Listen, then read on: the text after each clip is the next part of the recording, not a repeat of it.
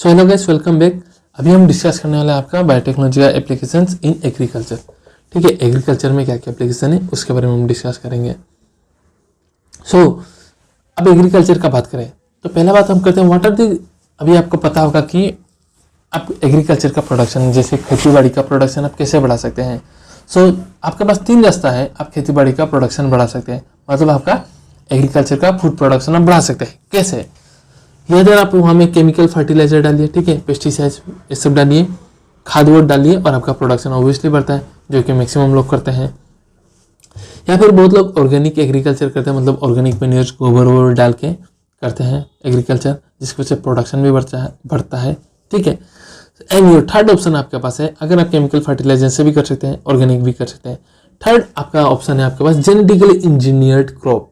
ठीक है, crop based agriculture, मतलब आपका जो भी प्रोडक्शन होगा वो सब जेनेटिकली मॉडिफाइड होंगे, वहाँ आपका डिजायर कैरेक्टर होगा।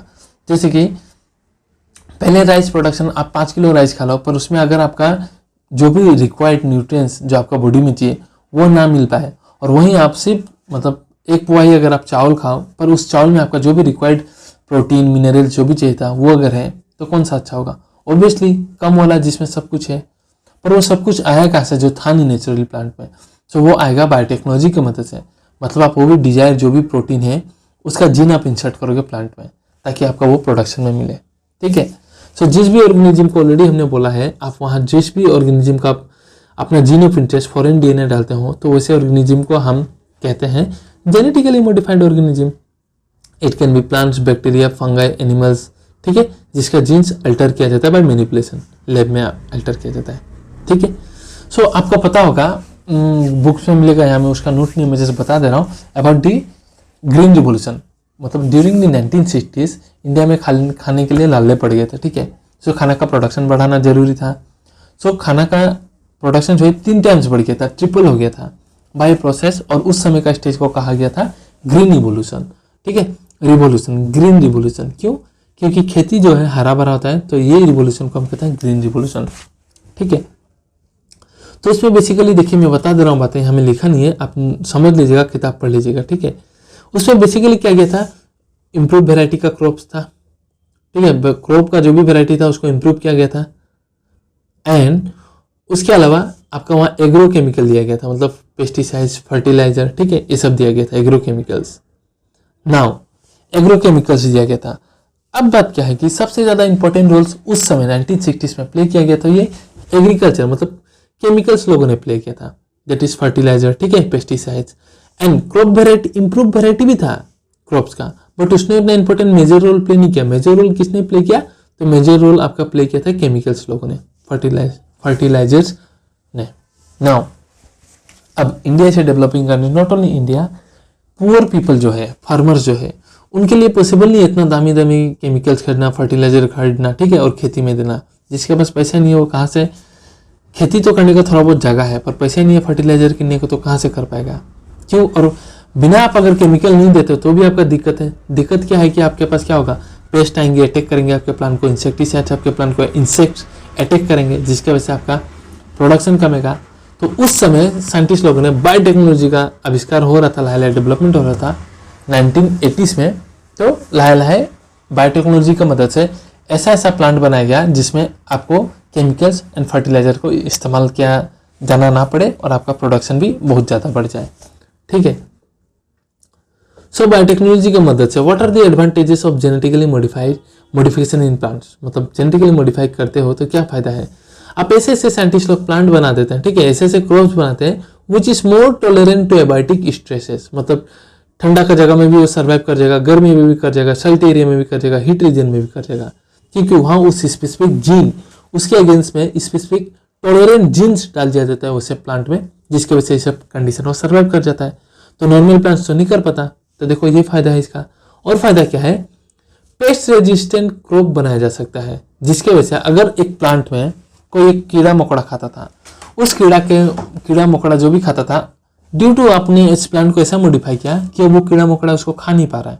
तो अब कीड़ा जब आपके प्लांट को खा नहीं रहा है ड्यू टू मॉडिफिकेशन, तब आपको कोई केमिकल छिड़कने की जरूरत है नहीं ना, जिसकी वजह से रिड्यूस करता है use of your chemical pesticides. और ये प्लांट जिसमें आपने रेजिस्टेंट कर दिया इंसेक्ट को, वैसे प्लांट को हम बोलते हैं पेस्ट रेजिस्टेंट क्रॉप्स। इसके बारे में भी पढ़ेंगे। It helps to reduce post harvest losses, मतलब कि ये सपोज एक धान है, मतलब ये सपोज एक राइस का प्लांट है, सपोज ये, ठीक है, ये जमीन है ऐसा। आप क्या करोगे, जैसे ही आपका सीजन खत्म, धान का सीजन खत्म, यहाँ तक काट दोगे और पत्थर में इतना पोर्शन तो पड़ा रहता है ना भाई, इतना पोर्शन तो पत्थर में पड़ा रहता है, वो धान का जो भी नीचे का पोर्शन है।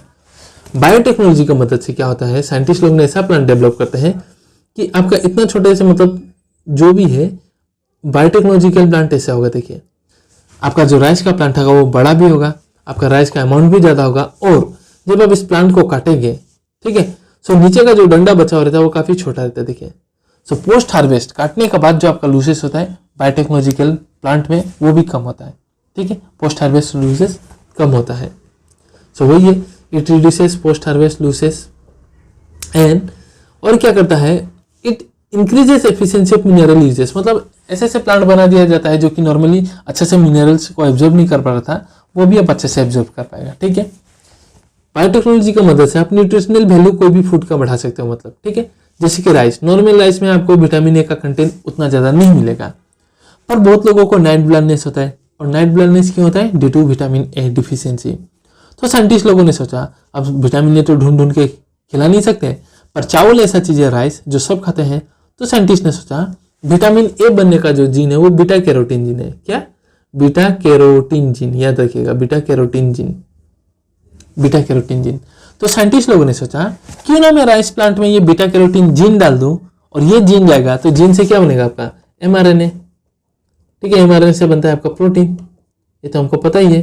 तो साइंटिस्ट लोगों ने सोचा क्यों ना हम राइस प्लांट में बीटा कैरोटीन जीन डालें, क्योंकि beta carotene gene is a precursor for synthesis of vitamin A, ठीक है। सो बीटा कैरोटीन जीन अगर मैं डाल दूं तो क्या होगा, आपका प्लांट जो होगा वहाँ विटामिन ए का बनना चालू होगा, विटामिन ए, और विटामिन ए बनने से उस प्लांट क्या होगा, विटामिन ए एनरिच होगा, ठीक है। सो ऐसे चावल को हम कहते हैं गोल्डन राइस। क्यों, बिकॉज ये थोड़ा गोल्ड कलर का हो जाता है। Why, because beta carotene gene थोड़ा वो कलर प्रोवाइड करता है, येलो टाइप का, ठीक है। So golden rice is rich in vitamin A, NEET का डायरेक्ट क्वेश्चन है। और ये जो बीटा कैरोटीन जीन आप कहाँ से लोगे, या तो आप कैरोट प्लांट से लोगे, कैरोट से लोगे, या फिर आप डेफोडिल एक प्लांट है उससे लोगे, याद रखिएगा, इन्हीं बुक में आप नोट डाउन कर लीजिएगा, या तो कैरोट या फिर डेफोडिल, ठीक है।